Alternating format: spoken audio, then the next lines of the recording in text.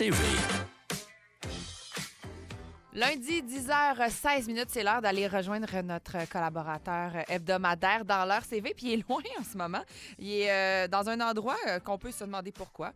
Mais pour lui, c'est quelque chose de très intéressant en ce moment qui se passe au Salvador. Et le voilà par Zoom. C'est même pas par téléphone parce qu'on voulait s'assurer que la ligne coupe pas. Salut Frédéric Bérard, avocat, chroniqueur, auteur et maintenant grand voyageur au Salvador.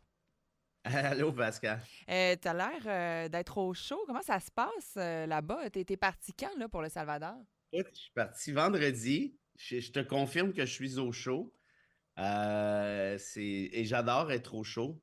Pour moi, moins de 20 degrés, c'est du gros froid. Alors, OK, ben là, on est même pas au gros froid aujourd'hui. C'est quand même le fun, là, à Québec, là. non, pas moins que moins 20, moins que 20. Ah, Ça, c'est. degrés. Oh, Oui, non, non, là. non. Ça, oui, oui. Bon, Avant, là, t'es strict. le Québec est intéressant en juillet, en août, côté C'est température. maintenant Fin juin, septembre. septembre quand on est chanceux, mais oui, voilà. Mais Ah! Mais là, tu es au Salvador, c'est pas nécessairement pour des vacances, on en reparlera parce qu'il y a quelque chose d'intéressant qui se passe là-bas, mais tu es plutôt pour tourner quelques images ou encore aller chercher de l'information sur les droits humains de là-bas, mais on parle pas souvent de Salvador, ça brasse énormément. C'est un endroit où on devrait justement avoir quelques caméras une fois de temps en temps, côté médiatique et actualité internationale. Mais d'abord et avant tout, je voulais prendre toutes tes connaissances en droit, en tant qu'avocat associé aussi. Parce que la semaine dernière, il y a une nouvelle qui est tombée en deux cracks. Et c'est une mise en demeure qui a été envoyée à Christian Dubé, le ministre de la Santé. En fait, il y a un bras de fer en ce moment entre les médecins de famille et Christian Dubé qui est peu discuté là, dans les médias au quotidien. Et c'est un bras de fer qui a durci. La Fédération des médecins omnipraticiens du Québec a mis en demeure, c'est pas rien quand même, un ministre, là, le ministre de la Santé. Et on veut les forcer en fait à en faire plus. Eux ne sont pas nécessairement d'accord avec ça. Le syndicat des médecins déplore qu'on a mis ces gens-là devant le fait accompli. Qu'est-ce qui se passe? Pourquoi envoyer une mise en demeure à un ministre? Est-ce que ça vaut vraiment quelque chose? Est-ce que ça peut faire changer les choses ou c'est une perte de temps? ben, habituellement, quand t'envoies une mise en demeure à un ministre, là, c'est que comment on dirait ça? Le dialogue est rompu, disons ça comme On a ça, essayé de parler puis ça n'a rien donné. très clairement, ou on a été pris par surprise. Puis c'est ce que dit le syndicat ici, essentiellement, parce que c'est un syndicat dont on parle. Euh, est-ce que ça veut dire que la mise en demeure est une réelle perte de temps? Pas nécessairement, parce que, bon, une lettre de mise en demeure, en droit, c'est pas grand-chose. Ça reste une lettre de menace, entre guillemets, mais ça peut faire parfois bouger les choses, hein. On a essayé d'asseoir une espèce de rapport de force. On peut aussi penser que d'un point de vue relations publiques, ça peut être d'intérêt parce que les médias pourraient en parler. La preuve, on en parle ce matin. Autrement, probablement que ça serait passé comme une lettre à la poste. Personne n'aurait discuté de l'enjeu. L'autre affaire aussi qui est possible, c'est qu'il y a un fondement légal à tout ça. J'ai lu rapidement là, ce que tu m'as envoyé.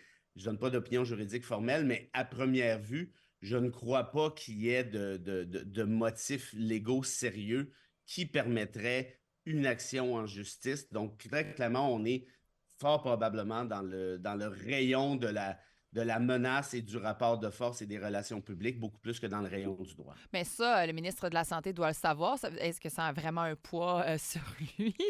Recevoir Ben, cette lettre-là, c'est un peu comme recevoir une lettre de son correspondant, là.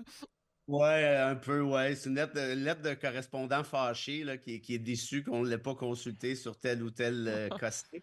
Mais non, honnêtement, oui, évidemment, là, qu'est-ce que fait un ministre quand il reçoit une lettre de mise en demeure?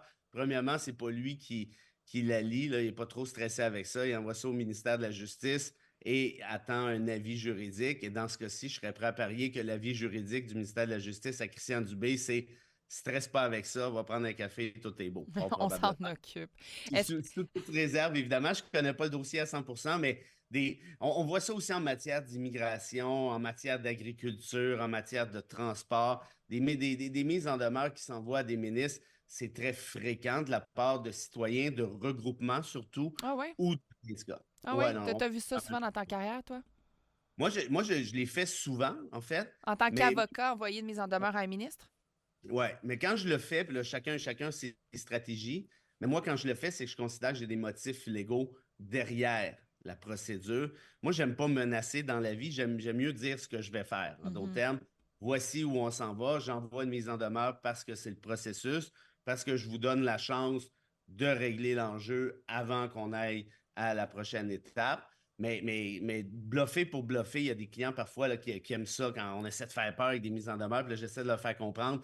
Un ministre qui a peur d'une mise en demeure, là, ben, il faut qu'il sorte de la cuisine là, parce qu'il fait trop chaud. Là. C'est pas un vrai ministre. En d'autres termes, il n'y a pas vraiment de. En tout cas, moi, je ne connais pas de ministre qui stresse avec une mise en demeure, sauf si, évidemment, il y a des motifs légaux sérieux qui sont amenés à même la procédure. Hmm.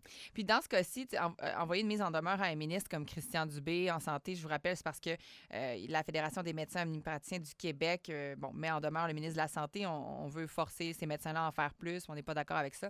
Est-ce que c'est vraiment contre la personne ministérielle, soit Christian Dubé, ou c'est plutôt au ministère qu'on envoie cette mise en demeure-là, mais puisqu'il est le représentant du ministère, cette mise en demeure lui est adressée. Est-ce que ce serait lui, par exemple, qui irait en cours? C'est plutôt le ministère. Comprends-tu ma question? Oui, oui, absolument, qui est très, très, très pertinente, en fait. Puis on apprend ça en droit administratif au bac en droit, ce qui est un cours de 2e, 3e année. Donc, ce n'est pas un cours de première, c'est un cours de 2, 3e. Si demain matin, François Legault disait, bon, à la santé, là, Dubé, tu t'en vas, je t'envoie, peu importe, à l'éducation, puis je mets Drainville à la santé, bien, comme par magie, comme ça, systématiquement, ce sera Drainville qui sera maintenant visé par la mise en demeure. OK. Donc, c'est pas tant ben, c'est son ministère, C'est oui, ça. mais c'est comment je dirais, le rôle du ministre au sens très impersonnel comme tel, ce qui fait en sorte que même cette mise en demeure-là s'appliquerait encore le jour où le gouvernement Legault se fait dégommer, puis qu'il y a un gouvernement du PQ, un gouvernement du Parti libéral ou autre, ça ne change pas Mm. non plus. Donc, c'est une espèce de, comment je dirais, de créature un peu impersonnelle essentiellement, mais qui peut être poursuivie devant les tribunaux. Puis dis-moi, dans le sujet, pour le terminer, admettons qu'on décide d'aller plus loin dans cette mise en demeure-là ou dans une mise en demeure X.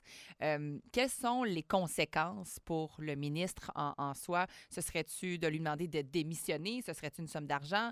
Ce serait-tu de reculer sur sa position, comme dans ce cas-ci, lorsqu'on demande de diminuer les tâches qu'on souhaite ajouter à ces médecins de famille-là dans leurs tâches au quotidien?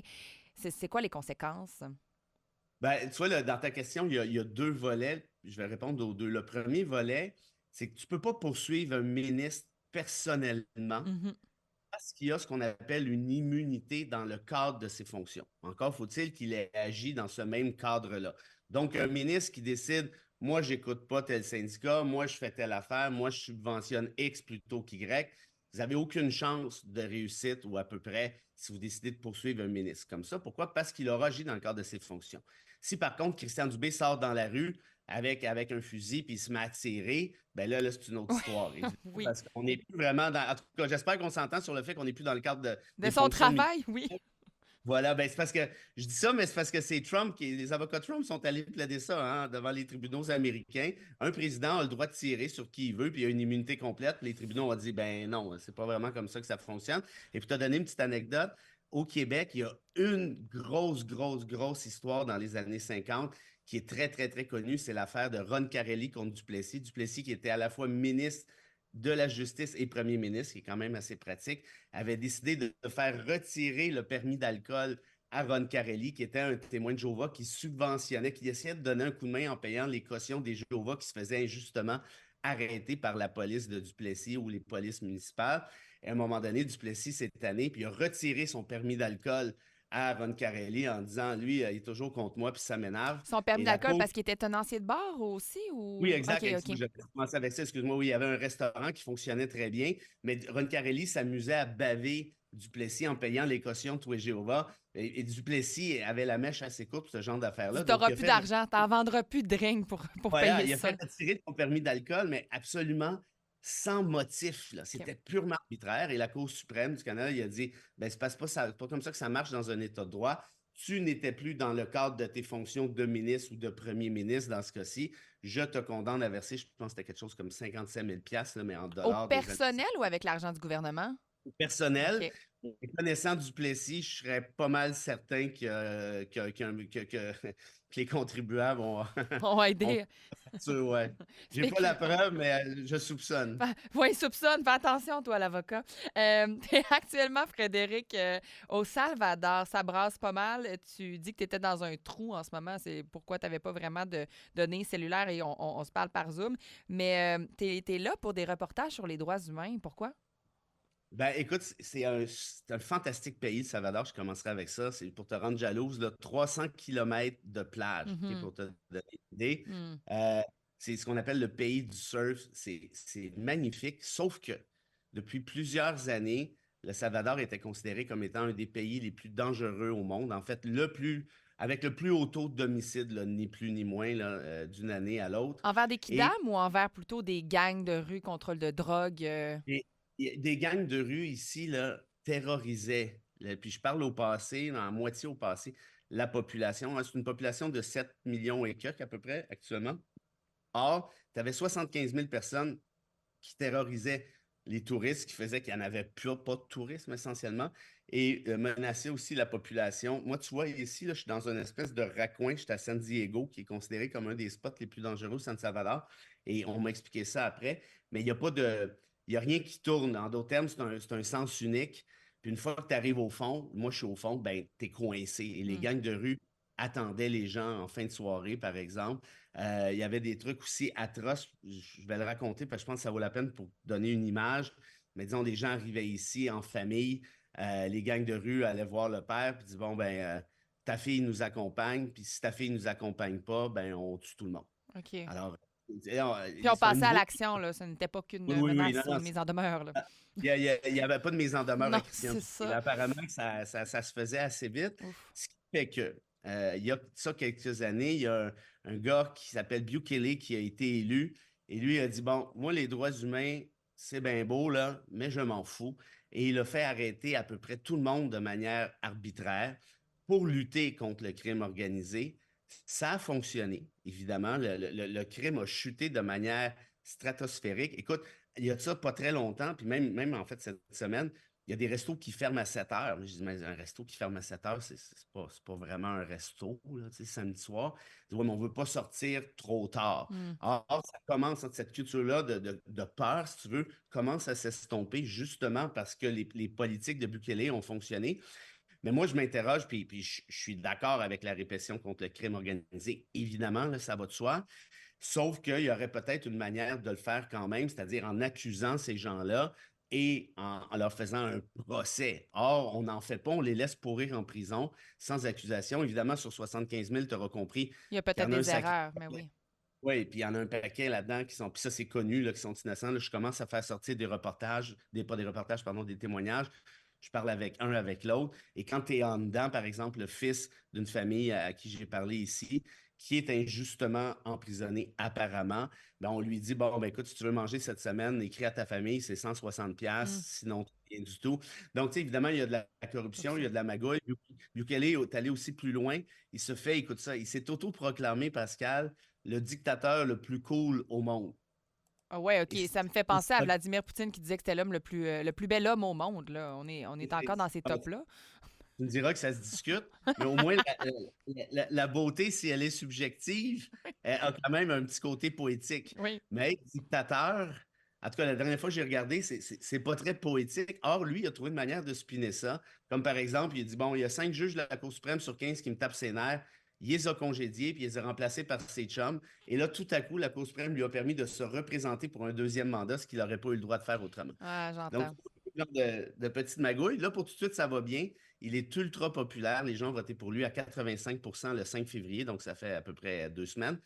Sauf que moi, ma petite prédiction, c'est que ce genre d'affaires-là, c'est le fun quand ça marche bien, mais quand le gars commence à vouloir virer l'avantage, le bien commun à son avantage, là, c'est le bordel Ah, parce des qu'il n'y a plus de débordements. pas. Voilà. Oh, et on va pouvoir voir ça où, ces petits reportages-là, Frédéric Bérard? Ben, on peut les entendre à Boulevard chaque lundi à 10 Oui. h commencer. Oui.